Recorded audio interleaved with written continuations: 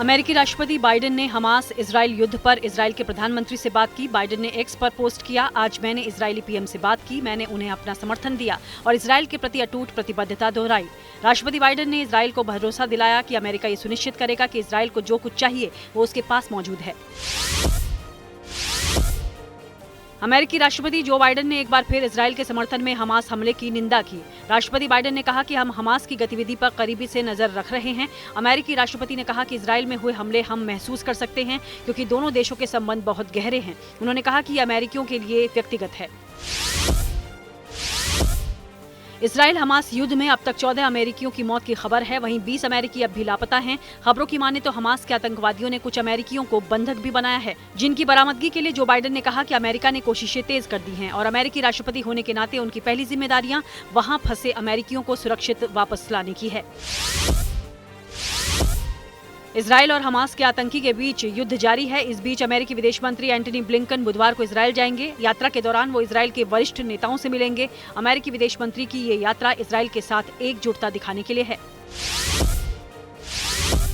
Israel और Hamas के बीच लगातार 5वें दिन संघर्ष जारी है। इस बीच अमेरिका ने दोनों तरफ के आम नागरिकों की सुरक्षा को लेकर बड़ा कदम उठाया है। अमेरिकी राष्ट्रीय सुरक्षा सलाहकार जेक सुलेवान ने कहा कि हम गाजा के नागरिकों के लिए सुरक्षित रास्ते के बारे में इजराइल और मिस्र से बात कर रहे हैं। न्यूयॉर्क की सड़कों पर सैकड़ों लोगों ने इजराइल के समर्थन में रैली निकाली। इसमें कई यहूदी भी शामिल थे। इजराइल के बाहर न्यूयॉर्क शहर में यहूदी लोगों की सबसे बड़ी आबादी है। वो अपने परिवार और दोस्तों के लिए डरे नजर आए। इन लोगों का मकसद यूएन तक अपना संदेश पहुंचाना था। इस रैली में न्यूयॉर्क के मेयर एरिक एडम ने भी भाग लिया।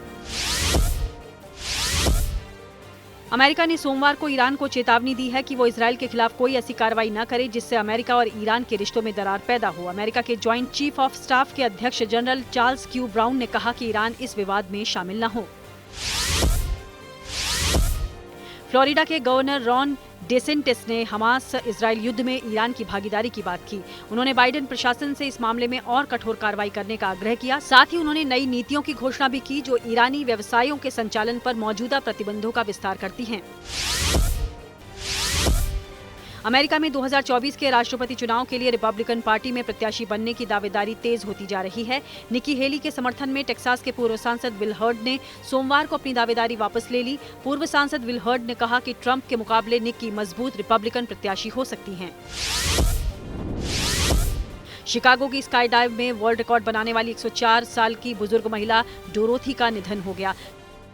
शिकागो और पैराशूट एसोसिएशन ने ये जानकारी दी। सोमवार को डोरोथी ने आखिरी सांस ली। 1 अक्टूबर को शिकागो में हवाई जहाज से 13,500 फुट की ऊंचाई से डोरोथी ने छलांग लगाई थी, जो अपने आप में एक वर्ल्ड रिकॉर्ड था।